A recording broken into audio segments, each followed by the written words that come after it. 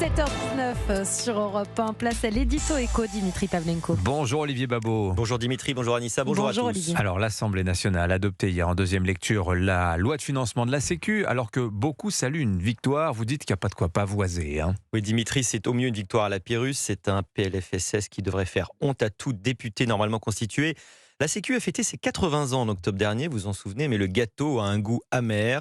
Un déficit de près de 20 milliards d'euros en 2026, du jamais vu quand il n'y a pas de crise pour l'expliquer, pas de pandémie, pas de choc financier. Seulement l'incapacité chronique à maîtriser nos dépenses, à assumer nos choix. Mais le gouvernement dit que c'est sous contrôle. Un transfert budgétaire de 4,5 milliards d'euros vers les caisses de la Sécu est prévu. Justement, même avec ces 4,5 milliards d'argent public injectés en urgence, la trajectoire reste catastrophique. Sans cette perfusion, le déficit évidemment dépasserait les 24 milliards. On n'est plus dans un accident budgétaire, on est dans un naufrage délibéré. Ce qui choque le plus, c'est le caractère structurel du trou qu'on laisse s'installer. Ça signifie, il faut le redire aux auditeurs, qu'on paye nos dépenses courantes par de l'endettement pesant sur nos descendants. On paye nos rendez-vous de médecins d'aujourd'hui en les gageant sur les impôts de demain. Pourtant, l'Assemblée a refusé des mesures qui étaient jugées trop dures. Ah bah oui, elle a refusé les mesures impopulaires, réforme des retraites évidemment puisqu'on est revenu dessus, gel des pensions, hausse de la franchise, taxation de titres restaurants.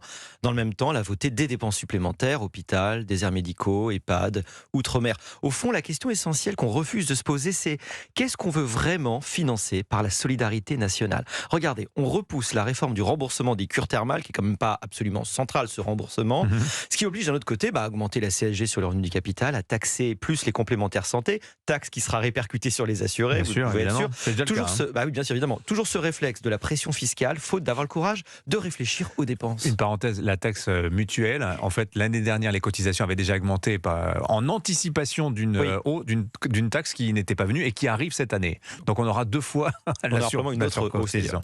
Bon, concrètement, qu'est-ce qu'il faudrait faire ? Dans n'importe quel pays responsable, les réformes seraient lancées immédiatement, allongement de la durée de travail indexée sur l'espérance de vie, désindexation des prestations sur plusieurs années pour en alléger le coût, une lutte résolue contre les actes inutiles, jamais de dépenses nouvelles sans financement, contrairement à ce qu'on a fait avec le Ségur de la santé, une réorganisation autour de la médecine ambulatoire, de la prévention qui avance beaucoup trop lentement, voilà pour donner quelques pistes. Donc pour vous, ce budget de la Sécu, Olivier, c'est un budget de renoncement ?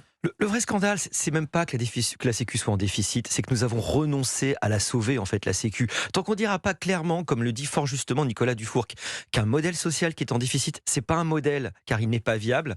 Tant qu'on verra dans la Sécu un totem plutôt qu'un système malade à rénover qu'il est, ce système malade à rénover, alors nous risquons de ne pas fêter beaucoup d'autres anniversaires de la Sécu. Elle a 80 ans cette année, la Sécurité sociale. Bonne journée. Signature Europe 1, Olivier Babot. Merci Olivier.